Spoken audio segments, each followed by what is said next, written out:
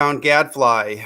This is your usual host, the Big Brown Gadfly, and I have come out of hiding for the last couple of broadcasts. It's been fun trying to reconnect with all the people who are still fighting for integrity in the church and in the political system. My guest today is someone who is a good friend. He's also someone that I respect. He is probably one of the most honorable heroes in the struggle to keep the church from collapsing and falling into apostasy. His name is Judd Saul, and he's a film producer. And he became famous several years ago with a film called Enemies Within, which was largely about the Clintons and corruption in the political system. But he has really gotten in touch with his faith. And now what's really important to him is what's going on in the church, particularly when he noticed that much of the same corruption that was going on in the political system has now flowed into the church and is corrupting the church. So thank you so much for joining me. How are you doing, Judd? Doing wonderful. Thank you for having me on, Mr. Lopez. Yes, thank you. Thank you. It's a big pleasure. I know that you're just back from travels overseas. How did everything go? Are you still safe? Did you manage to come back in one piece? I know you've been seeing a lot. You probably have a lot on your mind that's pretty tough to process. But Well, what a lot of people don't know is when I'm not doing film, I have a mission to Nigeria called Equipping the Persecuted. Just got back from there, getting readjusted back to being in America. But God is good. The Lord is blessing the ministry, and we're seeing many thousands of lives being changed and impacted through our ministry, and it's been amazing. Awesome. That is wonderful. So I wanted to first jump in. There's definitely a lot of current events with the film, and in particularly, the film is at its own journey that is now crossing with what's going on in the Southern Baptist Convention, because there's an election in June that's going to be very important to determine the next president of the denomination. But before we get to that, I want to talk a little bit about you as a creator, as a producer. I watched the film Enemies Within, and I was really struck by the skills and the talents that you brought to both projects, but also there was some changes from the first one to the second one. And in particular, the first one did not focus as much on people's personal lives and how people were personally affected by this kind of oppression, this kind of political takeover of once sacred institutions. So I was wondering where that change came from and why you decided to focus more on people's personal stories for the second film.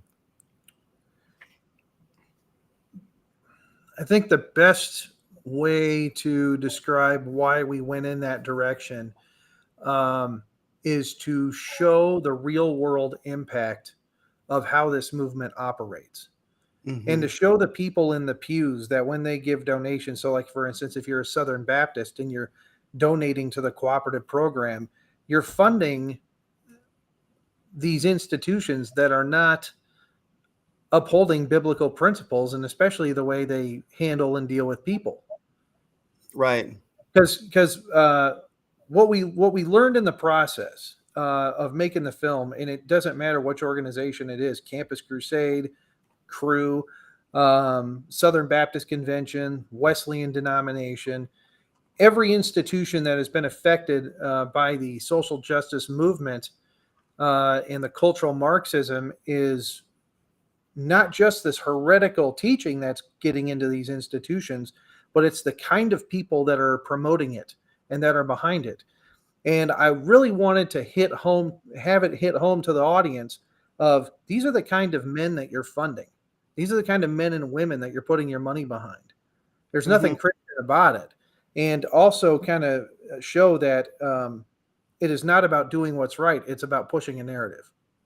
Right. Yeah, I think that was one of the things that really struck me. And, full disclosure, I did provide interviews to enemies within the church. So maybe I'm a little bit biased in it. But one of the things that struck me from going from the first film to the second film is it's one thing to deal with political corruption and people who take over conservative organizations or the Republican Party and then try to move the money around. But when you're doing this in church, there's something that feels like such personal violation.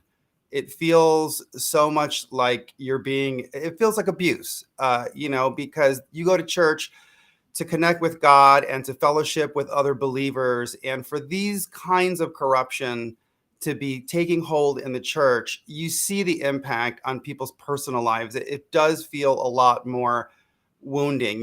When you have people in a denomination who make phone calls behind the scenes to somebody's pastor and say, don't let this person teach Bible study, don't invite them to certain church events, keep them, make them invisible. That feels like such a bigger violation to me than what you would see in the political system. So I think Right. that's one of the things about the film that, I really was struck by. And to be honest, that's one of the reasons why I love the direction that you went in, because me, as someone who I came from the left when I was younger, I think there's still a lot of ways in which I am liberal. Certainly a lot of the people in my family are still liberal. I feel the corruption on a personal level that doesn't always match the political part of it. So I love the fact that your film, I'm thinking of the scene, and we'll talk now about Enemies Within the Church, your current film project. When you went to Naples, Florida, and you spoke to those people who had been disfellowshipped because they were accused of being racist, I'm sure you remember that narrative because you worked so hard on that.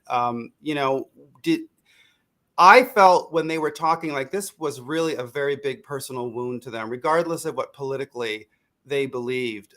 Do you agree with that assessment, that this was just such an act of personal destruction? It was so violent, the way that they went I after those people. I have never seen such an insane situation of leadership abuse, church abuse to its members, um, just all to hold on to a narrative that they were being ordered to hold on to that wasn't even biblical. It was political. So to hold this, I'm talking political, meaning do what the SBC leadership says, Right, right. at the sacrifice of its own members. Yeah, yeah. SBC says you're going to put this pastor in your church and you are going to elect him. And then the members of the church stand up and say, no, we're not going to elect them. And then to have that much power to excommunicate your members on a false pretense of racism because they didn't vote for the SBC guy, man, that was such a shock. And to go down to Naples and interview and talk to those people and hugging them, praying with them, and having them cry on your shoulder because their entire church world, what they thought was true church, they put money, they put their lives into this church, and to have it uprooted for what? Uprooted for what? Because they didn't elect a guy that the Southern Baptists wanted in this large church in Naples. And I can guarantee you that it had nothing to do with the fact that the man was black or had political opinions about him being black, because at the exact same time, I remember this was the December 2019, the exact same time that was going on, I had already been fired from my job at the Southern Baptist Seminary. I had founded a multicultural theater club on the campus of the seminary. We were doing a play about African American history. And all of the people in the SBC elite who were behind that hit job at Naples, they were also backing Adam Greenway at the seminary where I was teaching. And they had done everything they could to erase the presence of African American and Hispanic experience and culture on the campus.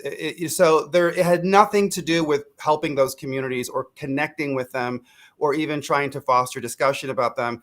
They have the people that they want in power because there's money.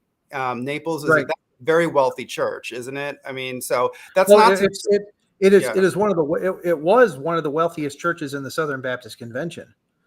Very, very powerful, very, very, very well connected, and has a very large, expensive campus. But going back to what you said, Robert, but this just goes to show that the social justice movement and the Black Lives Matter, the cultural movement is nothing more than a shift to gain power. It has nothing to do with actually caring for these people. Yeah. It has nothing to do with caring for Black people, for Hispanic people. It has nothing to do with it. It's just a shift in power. And if you're in the right position within these organizations and within this movement, you're going to get elevated and make a lot of money. Right. And you're going to get prestige. But the poor people on the ground that are actually suffering don't benefit at all. They're just being used as a pawn to gain power. Yeah, and the toll that takes on people individually is astounding, because you're talking about people who lose friendships, their marriages fall apart, they become suicidal, they lose everything that they put their work into. And for me, I'll give you my opinion on it. That's why the Southern Baptist Convention is hemorrhaging members. It's because, like for instance, my wife, I prayed for 20 years for her to come to Christ, for 20 years. And the day that she got baptized was the most important day. The second most important day was she gave birth to my children, then probably the third most important day was when she became a citizen of the United States. She's an immigrant. But when she became baptized, that was so important. But do you know what it took for her to finally really believe in the gospel? It took us getting out of the Southern Baptist Convention world. That entire time that we were at the seminary, she couldn't believe the gospel because she saw people like Bart Barber, the trustee, and Adam Greenway, the president, and all of these faculty who were she saw the dishonesty, the brutality with how they fired professors, knowing that these people had children with special needs, knowing that they were desperate to be able to pay their mortgages and that their wives didn't work, because that was one of the things that they told us was a part of complementarianism. So these were men who the whole world depended on them to being able to provide. And they fired them just simply because they wanted to replace them with someone else that they had who was closer to their friend and who would keep their secrets and who would manage the money in the way that they wanted.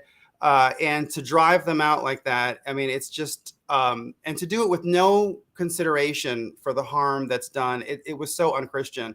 And that's why people are losing members, because you see that, and it is largely the woke side of it that's driving it. I'm not going to say that conservatives don't have their own corruption. They do, certainly, but a lot of the woke ideology seems to go along with it because they wrap all of this in this political rhetoric that somehow, they're behaving this way because they're rooting out white nationalism or misogyny from the church. And butchering people along the way. The thing is going back to why we went to the people individually and why we told their stories being affected, because like I said, not one of these men of God and respectable people in seminary positions ever bothered to get out the Bible and say, how do we address the situation? How can we reason together and come to a resolution? Let's look at these points of view. Let's actually go to the scriptures on this. This is what Christians are supposed to do. If there's a conflict, if there's a bad teaching or a bad ideology, Christians are supposed to come together and look at the scriptures. Right. Yeah. But here's what's being done. They're ignoring the scriptures and saying, well, this is what leadership says to do, so we're going to do it. Right. These are not men of God. These are not ministers. This is not a ministry. This is what we call an industry. Yes. There's a big difference between Christian ministry and Christian industry.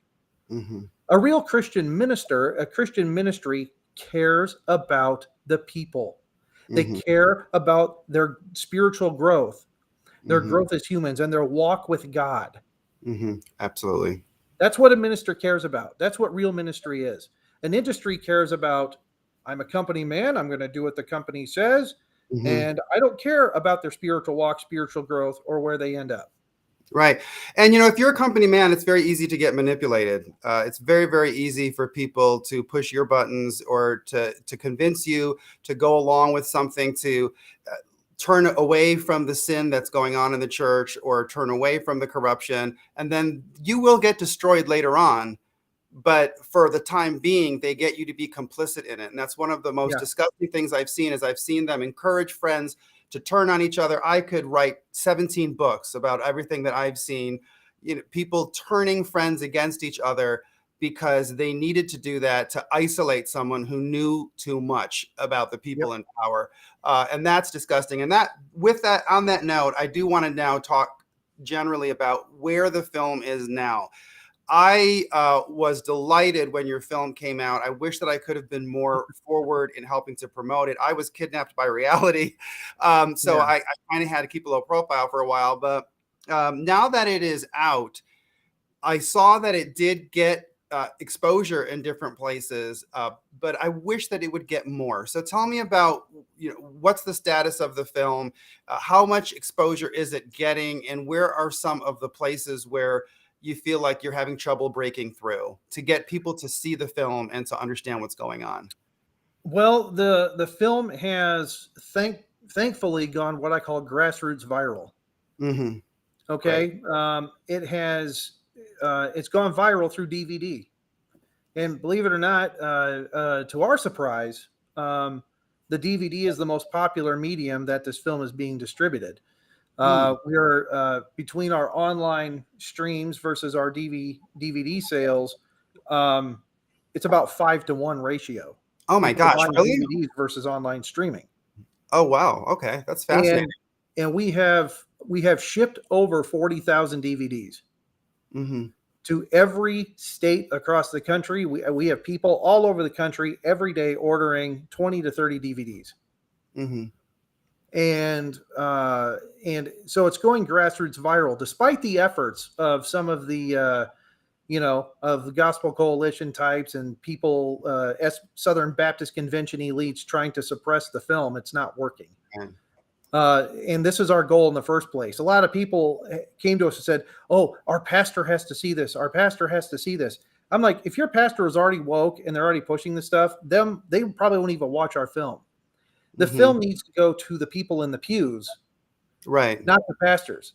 And Right. if the I people would in the say, pews yeah, stand show up it. and push the pastors to do the right thing, or they find a new pastor that will preach the truth, preach the gospel, and not blend it with Marxism, that's what needs to happen.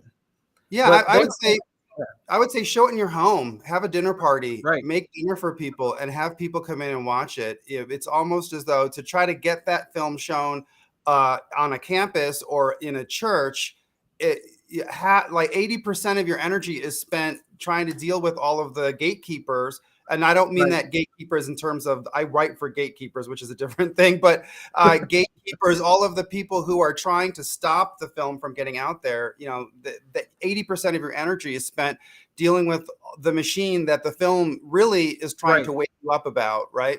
Yeah. right. But the interesting thing is, and this was a big shock to me, is that the film has gone cross-denominational. Mm-hmm. Okay, Right. so we have Pentecostals watching the film. I showed the film to a group of Catholics a few days ago, and overwhelmingly they were impacted by the movie, and they Mm-hmm. were in tears. They had no idea how bad things got Right. because we focus a lot on what's going on in the Protestant world, but they have been seeing the same thing happen in the Catholic world. Right. Yeah. But ironically, what that led me to do is actually gave me the opportunity to preach the gospel to them.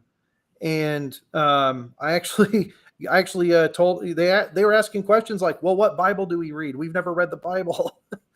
And I'm saying, "Well, yeah, here, go get a King James Version Bible, go get an NKJV Bible, go, start reading the scriptures." And they're like, "Well, what Bible studies should we do?" I'm like, Mm-hmm. "Wow, I just showed the film, and now they're asking me these questions." And I said, "Well, here's some Bible studies I recommend. Here's ways to study the Bible." And so what I'm saying is it's cross denominational lines, and it's impacting everyone that sees it. When they see the film, the majority of the feedback is, "Wow, I didn't know how bad it was. Now I want to do my part in changing it." So the Oh, film is making a huge impact for those that see it.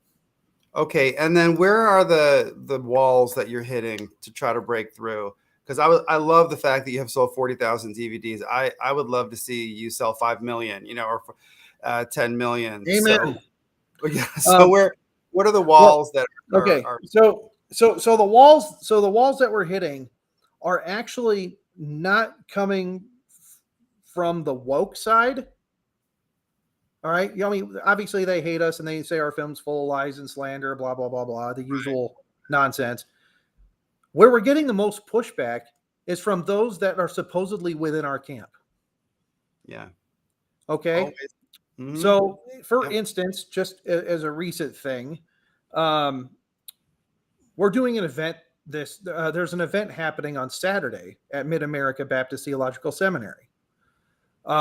We sponsored that event, and it's Citizens for America, and we sponsored the event predicated on the fact that we were showing the film Saturday night, and the event is taking place at Mid-America Baptist Theological Seminary, but it's not Mid-America's event; it's someone else's event. But this is what happened. We get a call last week after we've bought plane tickets, we've shipped stuff there, we've been financially committed to the event, saying Trevor Loudon, who's in our film, can speak to the group, but we're not going to allow you to show the film. We're not going to allow you to show the film at the seminary.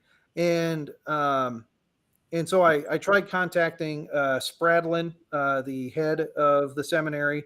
I tried contacting some other faculty, and the organizer of the event is caught between a rock and a hard place. And he's going, "What is going on here? We've been announcing for months that we're showing the film at this event. What's going on?" And he can't even get straight answers. The organizer of the event, other than, "You cannot show the event at our seminary or else." Mm-hmm. And so so after trying for over a week to find out what's been going on, essentially all I found out is that there's institutional pushback, and it's just not a good time to show the film right now at this event. And so who's pulling the strings? Well, it's people within the Conservative Baptist Network. That are pulling the strings. Because some donor, some muckety muck in the Southern Baptist Convention is angry at our film. Why are they angry at our film? Because we tell the whole truth and nothing but the truth. Yeah. There's no sacred cows. Yeah. Yeah. We show you where the bodies are buried, and we tell you who is doing what within the SBC. Yeah. Now, our film's just not about the SBC, but we focus on the Southern Baptist Convention because you're watching one of the most conservative denominations in America unravel before your eyes in real time. Mm-hmm.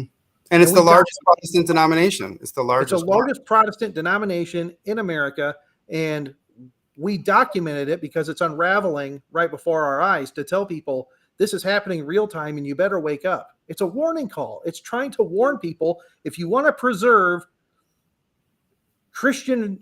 real Christianity and Christian values, even within your own churches and seminaries, you have to fight now. But who are we getting pushback from? A bunch of political people within the Conservative Baptist Network that are jockeying for position instead of standing for truth.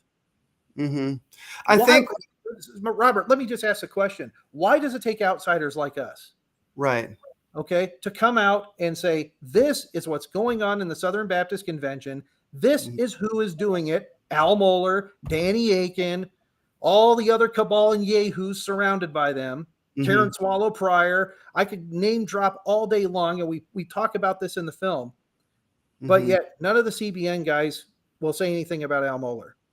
None of the CBN guys will talk about Karen Swallow Pryor. None of the CBN guys will go after Danny Aiken. Didn't they apologize to Karen Swallow Pryor for calling her liberal, or one of them? Yes. Yeah. So what I'm saying is they're positioning themselves to say we're conservative and we're going to take back the Southern Baptist Convention. Show me you're a real conservative and name the names in your own convention. Right. If you really care about changing things, why don't you stand up and do it? And then we go out and do the hard work. While we're making the film, they're actually hurting our efforts on fundraising. They're hurting our efforts in promoting the film while we were making it, undermining us every step of the way. We do the dirty work of airing out what is actually happening in their convention, hoping that some leadership will come out and stand up to, take charge and save the convention. And what do we get? A bunch of political hacks jockeying for position that only stand on politics and do not stand on the scriptures and stand on the word. Right. Yeah. And then It's hard because a lot of what you're pointing out is totally true, and sometimes those of us in our camp were afraid of saying this because it sounds like the people who are criticizing the Trump supporters in the evangelical world. But the truth is, there is some of that criticism that we could make ourselves about the fact that, you know, people who become part of the Republican Party machine are a problem in the Southern Baptist Convention, precisely because of what you're talking about.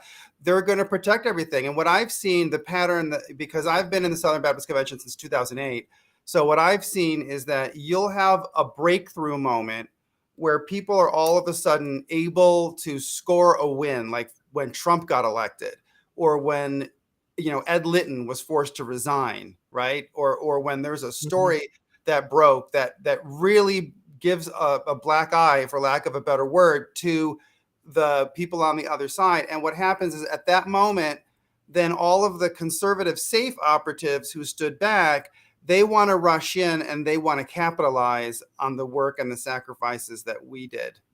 And While backstabbing us while we were doing the dirty work, right, yes, that's while exactly what throwing happened. us under the bus at every chance they could. Yeah. Yeah. You know, to get there. Yeah. It's Yeah. utterly insane. I'm saying not every single one of them. There are a couple of good men that have Mhm. stayed faithful and have been honorable, but it hasn't been very many. Right. No, It really. it's hard because one of the things that I tried to bring out, and I just couldn't seem to get, you know, this to go viral or anything. I did research to find out, you know, what is actually at the basis behind all of this. So one of the things that I found out was that um, there is a government effort run through the FBI that started after the attack on Waco to combat religious extremism. And Mm. they had people, they did the assets to try to figure out where were all of the important influential people. This was in 1993 at seminaries and divinity schools. So they had this whole network. Harvard Divinity School had a leadership role in it, and they had brought in people from this network of divinity schools, and they systematically set up an intelligence infrastructure. So some of this is uh, the things that we're seeing are the result of classic counterintelligence tactics. It's psychological operations. It really is. That is not a conspiracy theory. You can go look up the FBI Joint Terrorism Task Force. I wrote about it on American Thinker. I can give people links if they want to. It it So, makes you it makes you wonder, and this is other things that we were going to dig into earlier. Go yeah. look at a guy like Joe Carter. Mm-hmm. Go look at a Right. guy like Joe Carter, who at the same time was running running things at the Acton Institute, running things at running the Gospel Coalition and the ERLC at the same time, Mm-hmm. and pushing a left wing narrative, and laying cover for all these crazy things that were happening in evangelicalism. And Joe Right. Carter is He's one from guy the, that everyone, yeah, yeah, he's he a was guy you teaching need to watch out for. I think he was teaching at Patrick Henry College. He come. I mean, I think he has an intelligence background. I would have to confirm that, but I know he's former military. But you have that, and then you have the fact that the Reagan Revolution in the '80s had this close relationship to the Southern Baptist Convention. So all of the opposition research, all of the campaigning that you see in the political world for a long time has been intermingled with what should be a church denomination. And then on top of it, it's a business. You're talking about so much money. Those church planning organizations are dirty. This is what Will McRaney has been working on to try to Yep. uncover that we don't know where the money comes from. Everyone who gets elected honors the secrecy and honors the discretion, so they won't open the Well, books up. So well, all of the, yeah, go ahead. I Mhm. want to go. I just want to tell a quick story, and I've said it before, but I'll say it again. So one of the things that spurred me to make the film was going to a Southern Baptist church in Cedar Falls, Iowa, my hometown, and the pastor getting up and preaching a full social justice sermon, and then started pushing Tim Keller, Gospel Coalition, all this leftist nonsense, right? Right, Okay. New church plant came from out of nowhere. Like, you know, how did it happen? Where'd they come from? All of a sudden, they get a lot of people. They start bleeding from other churches, bleeding from all these other churches, become the hip new thing. And they got $1 million from NAM to buy a church building right, right. in Yeah. Cedar Falls, Iowa. Hmm. which has tons of churches in the area, a town of 30,000 people. Yeah. How do they get $1 million from NAM to then buy this church building and to set up shop and everything else? Well, they're pushing woke, they're pushing Tim Keller, Russell Moore stuff, you name it. And I come to find out, talking to other church planners and people in the thing, if you're not woke, you don't get the money.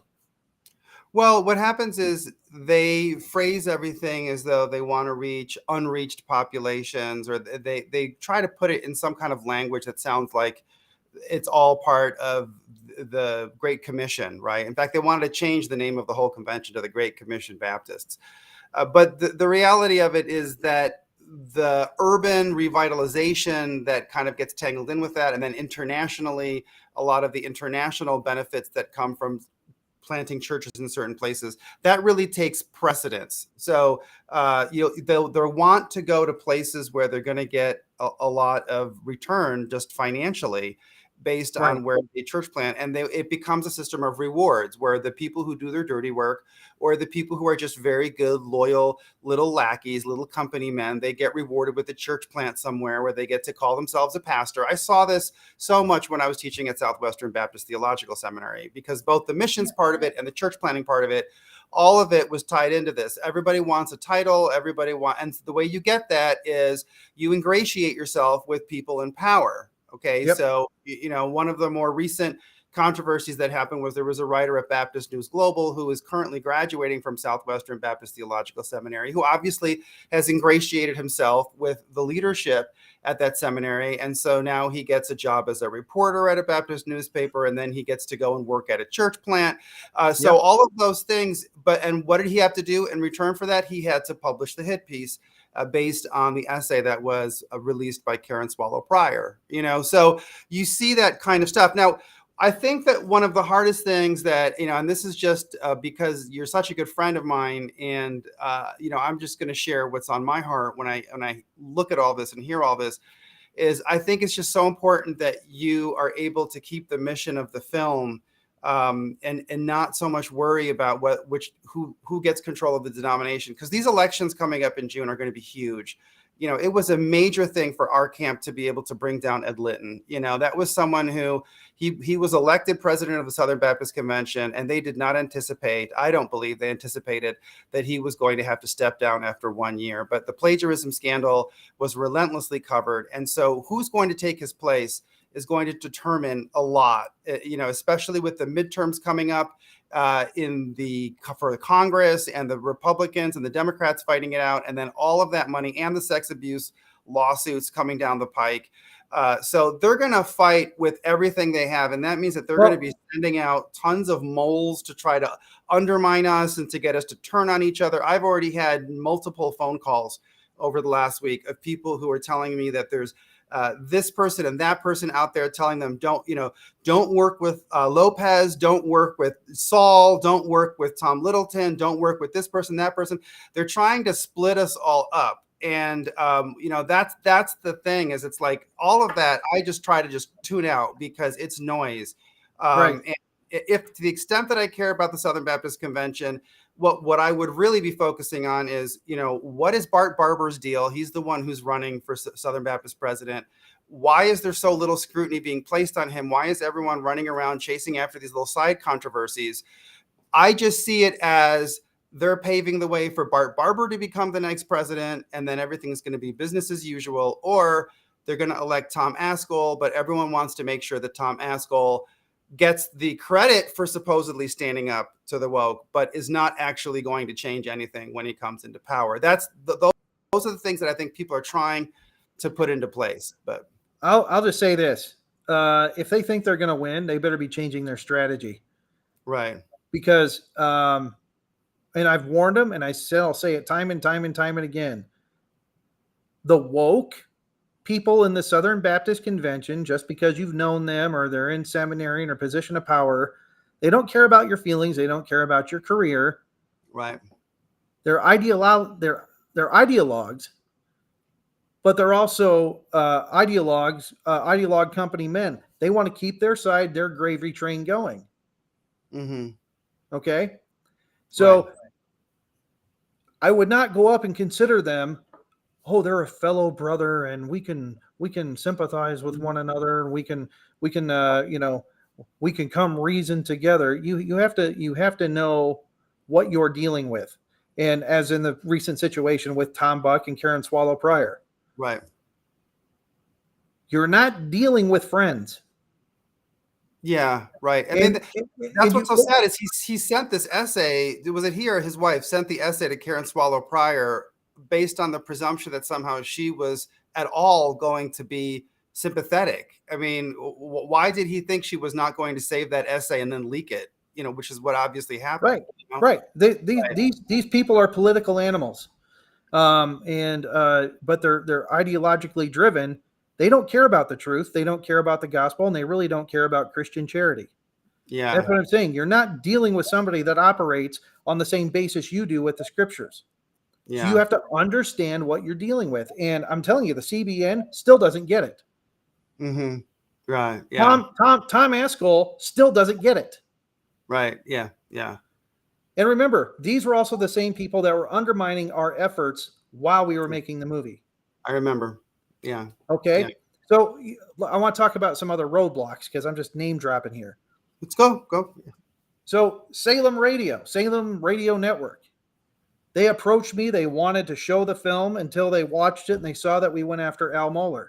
And because we went after Al Mohler, they said, nope, we can't, we don't want to have your film, and you can't, and we won't allow any of our DJs, any of our radio announcers to talk about your film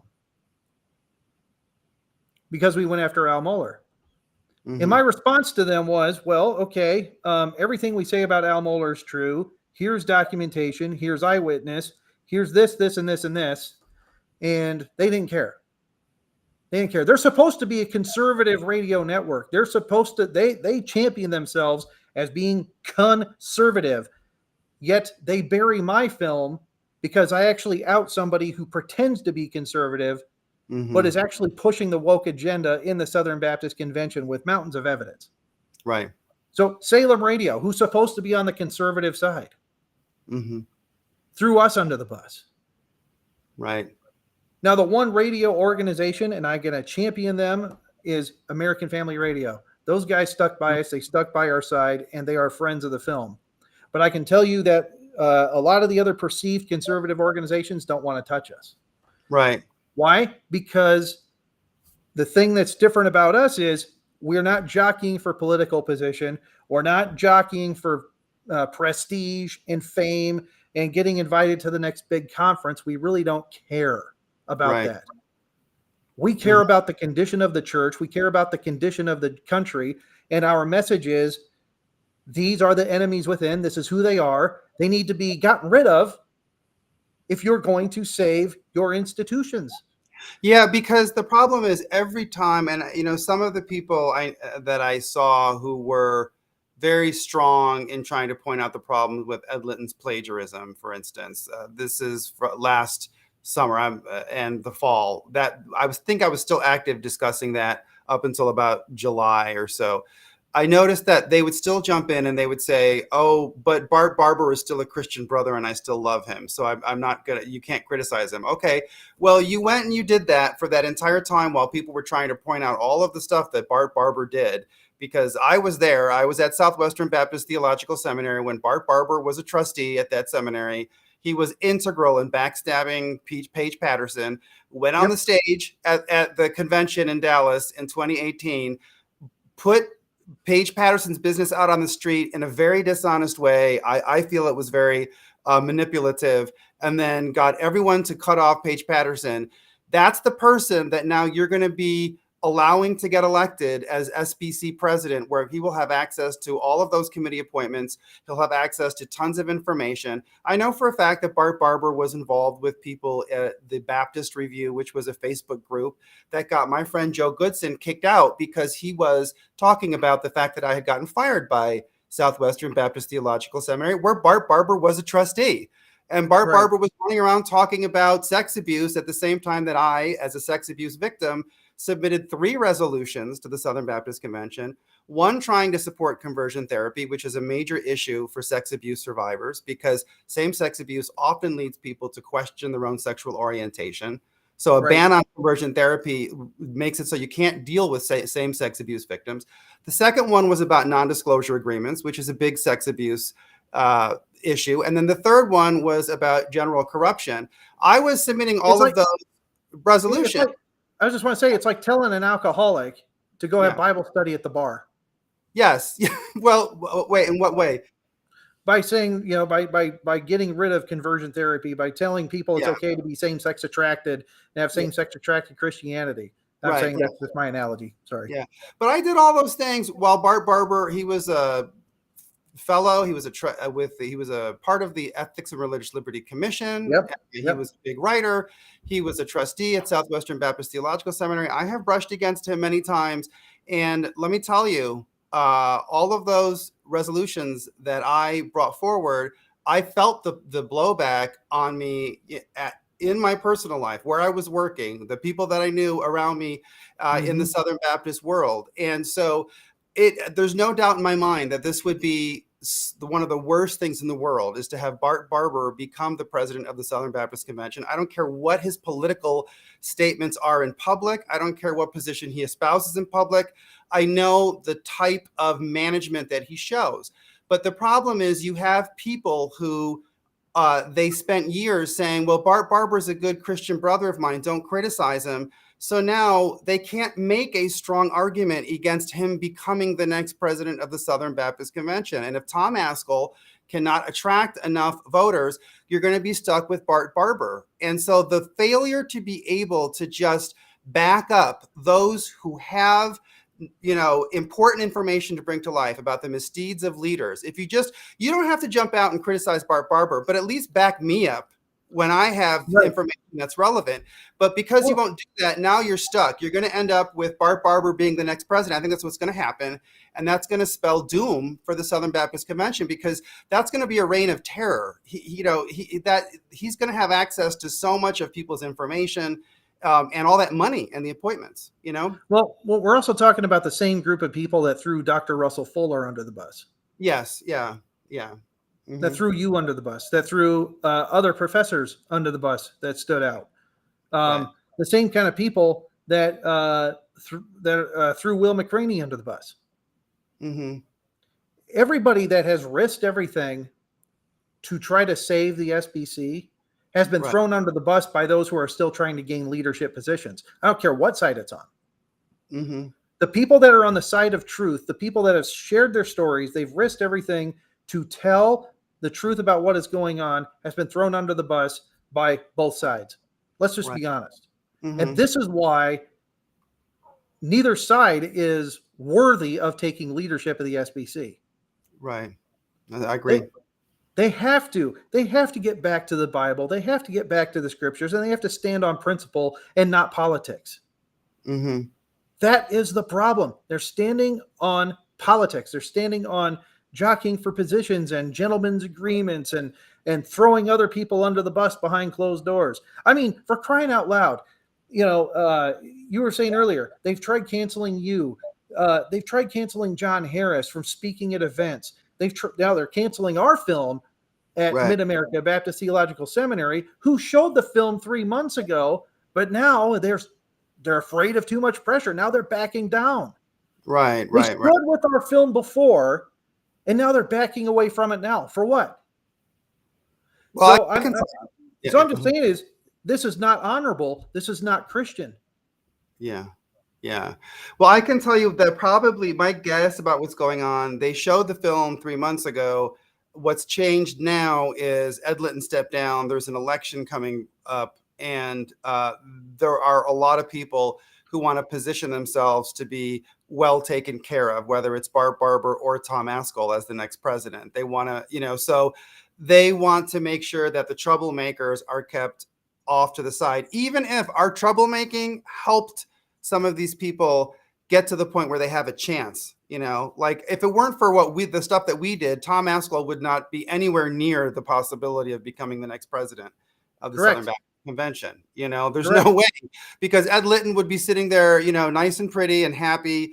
But they need to eliminate the people that cause trouble, because even if they publicly even might disagree with some of these folks, they're still so dependent on that gravy train of money and on protecting each other's secrets and on making sure that their friends get appointed to the right job. And it all blends together, keeping your secrets, keeping the money flowing, keeping access to power. It all kind of goes together because all of those things contribute to each other.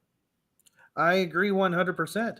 And, I just want to tell the audience, look at your pastor, look at who you view as a Christian idol, Mm-hmm.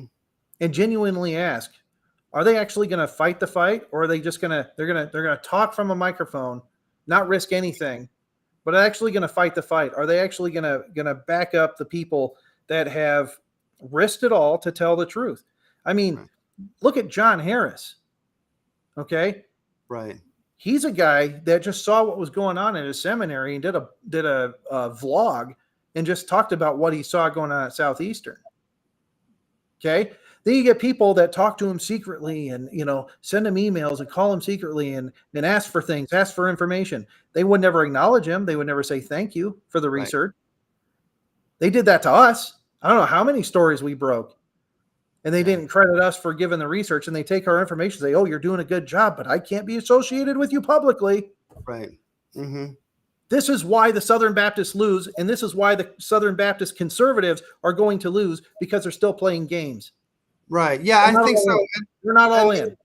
And people, let's go back to 2018, because I think, if you look at this, there has been this steady drumbeat of warning and of alarm at the direction of the Southern Baptist Convention.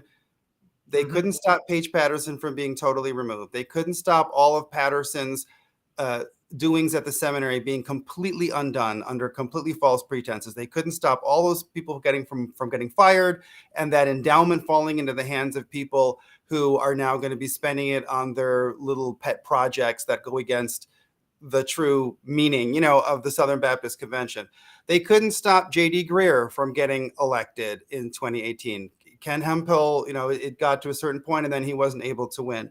And then over the 2 years of J.D. Greear, they couldn't stop all of the stuff that he put into place that just made it worse. Then in the middle of the COVID crisis, they couldn't stop the convention from getting canceled. If that had not gotten canceled, the race in 2020 would have been between Al Mohler and Randy Adams, remember? But that got canceled, and they couldn't stop that. So then J.D. Greear had basically an extra year as a dictator. He continued to make appointments and do all these things. He helped Ed Litton get elected. They couldn't stop Ed Litton from getting elected, even with all of that. They couldn't stop the sex abuse task force from forcing them to waive attorney-client privilege. Yep. They have lost so much that they could have won. I think a lot of these battles, for instance, if they had just stood behind Paige Patterson, even when the heat was on, if they had stood behind Jerry Falwell Jr., even with all of his flaws, okay, because the loss of Liberty University, that's another major loss. But, they become judgmental, they become hypocritical, and they distance themselves because everyone's trying to play safe with themselves. And the problem is that what you've lost is irreplaceable. I don't think there's any way to come back from it. If they could defeat Bart Barber, I guess the only chance they have is Tom Askell being president. But I'm just wondering, if Tom Askell becomes the next president, how much is he going to stop as a president? Or is he going to be basically occupying a position where all of his predecessors have used their powers, but he's going to be above using his powers? So he's going to sit back and be passive and let all of the people in the next tier down totally remake the convention in the image that they want. These are all good questions that have to be answered. But I'll just say this. To all the muckety mucks and the seminary presidents and seminary staffers and all these positions of authority, I just want to say this. I would rather have my integrity, stand on truth, stand for what's right, and work at McDonald's than to compromise those things to have a position in the Southern Baptist Convention or have a position in a seminary. Yeah, amen. So I could at least live with myself. Right. Yeah, I mean, come on, guys. Mm-hmm. Do you stand for God or do you stand for Southern Baptist politics? Mm-hmm. You want to be genteel and winsome over truth? What God do you really serve? That's my question. What God do you really serve by playing politics instead of standing on truth? Well, it's a good question, and I hope that people out there will answer that question for themselves. We got to wrap up because we're just about on the Yeah. hour. I really want to thank you. It's a very sobering conversation, but anything that I can do to help try to get the movie out there. That right now, the only thing that I want to do is to just fight for what in the Southern Baptist Convention was good, which was the millions of people in the pews Yep. who have been misled and they need the shepherds to be sent to a different pasture. But that's the best I can hope for right now. So, all right. There are good men and women in the Southern Baptist Convention. There are good pastors that are trying to stand up for what's right. But the current leadership is um, on all sides is weak at best, Okay. and that's I'll just leave it there. Yeah, we have one question that I'm going to answer before we go from Berean Babe. She's joined a couple times before. Do you think this is because they don't excommunicate the bad apples? They just move them to another position. Ed Linton is still there, Dwight Albert, etc. Oh yeah, My answer might surprise you. I'm not sure that excommunicating them is what I would push for. But at the very least, if they would stand up to people stand up for people like me and Judd when we have pointed out what's going wrong that's bad, then maybe you wouldn't need to excommunicate them because the information would be out there, you know. But the problem is they don't excommunicate the bad apples. That is definitely a problem. But they also just don't stand up for the people who come forward with information that's relevant. They participate in censorship, and I think that's a big part of it. well, I want to say this: they should be fired. Mm-hmm. They should be fired for doing what they've done and doing what they've did, and the lying and the backstabbing and the unchristian things that they've done for most of their careers does not put them in even a biblical position to be an authority of other people, let alone be an influence of students and other Christians. All these things would disqualify somebody from ministry. Yeah. Okay, so let's be honest. All these things that they've been doing disqualifies them from ministry, and they should not be in a position of power whatsoever. So they should be fired first. Yeah. But the other thing is, there's other organizations because they played the politics and played the nice game. Oh, golly gee, I made a mistake over here. Guess what? We're going to put them over in another organization, and we're going to salary them over here. We call this in our film the socialist shuffle. Yeah. Because when someone gets too much heat for doing a thing over here, they just move them over to another organization, and then they continue getting the gravy train and getting paid. Their lifestyle really doesn't change. Russell Moore, he didn't disappear. He's got a great cushy job over at Christianity Today, and he's doing more of his regular political activities. Still under the guise of Christendom, but they get shuffled around. Well, or like Karen Swallow Pryor, she leaves Liberty University conveniently just before Jerry Falwell Jr. collapses, and then she goes to Southeastern. And you see, she's just, it's the same. They shuffle them around. That's absolutely what happens. And another phenomenon is that sometimes they do come down hard on the bad apples, but they choose an easy target, and person becomes the scapegoat. So there was a certain point at which Russell Moore was low-hanging fruit. It was easy to be angry at Russell Moore, but can you criticize Al Mohler? Can you criticize Adam Greenway? That's a bigger thing. Can you criticize people who are partnering with Southwestern Seminary, the churches in the local DFW area that are, giving them all of this money to do special educational things? Can you criticize the people who came in and took over the jobs of people who were fired under the false pretenses of a financial crisis at Southwestern? That's the thing. Sometimes it's easy to choose a bad apple. That's the one thing that worries me about a lot of the stuff that I'm seeing on social media, where people are going after David Baumgartner at Baptist News Global. The kid is like a 25-year-old kid. I mean, I worry that he's just not strong enough to be able. He might, really collapse under all of the scrutiny. But he's a young kid. He's just finishing college. That's an easy fruit. Write an article about Bart Barber. Can you do that? That's the thing. Sometimes I think the bad apples that they choose are the low hanging ones, and they won't go Right. after the bigger ones. Yeah. Well, and then the other thing too is that no one's looking at who, like, so Russell Moore's gone. Who's in charge of the RLC? All of his leftist proteges, Right. all of his Yeah. leftist lackeys. They haven't changed positions. They're still doing the Mhm. same stuff Russell Moore was doing. But Yeah. because Right. they went after the name that one guy's gone, they never cleaned house in the RLC. They're still pushing their garbage. Right. And that's interesting too that you say that, because now that there was this big win in Florida where Ron DeSantis was able to get this anti-LGBT grooming bill passed in Florida, now all of a sudden you have all these people in the SBC who, I remember when I was fighting against all that stuff 5 years ago, they closed all the doors around me and they did everything they could to make sure I didn't have a voice. I wasn't invited to conferences. I couldn't speak out. They canceled all my appearances because they didn't want to anger the people who were trying to build that bridge, that third way with LGBT. And so we couldn't talk about sex abuse in the LGBT community. We couldn't talk about grooming. We couldn't talk about pedophilia or the problem with the school curriculum. Okay. Now they're coming forward and trying to make it seem like they're heroes fighting against LGBT curriculum in the schools. I have to do a couple shows just on that, like with the Andrew Walkers and the Denny Burks and all those people, because look, I know who these people are. I've been dealing with all this stuff for years. And, so there's a lot to be said. But for right now, the most important thing is your film people can get at www.enemieswithinthechurch.com. That's enemieswithinthechurch.com. .com. And it's a good film and you can get it. I got it streaming, but apparently most people are getting it on DVD. So if you want that concrete thing, that's good. It is shipping. How long does it take to arrive if people buy it now? Depending on how you pay for shipping, 3-4 days. 3-4 days. Okay. All right. Well, God bless. Thank you for having me, Robert. Good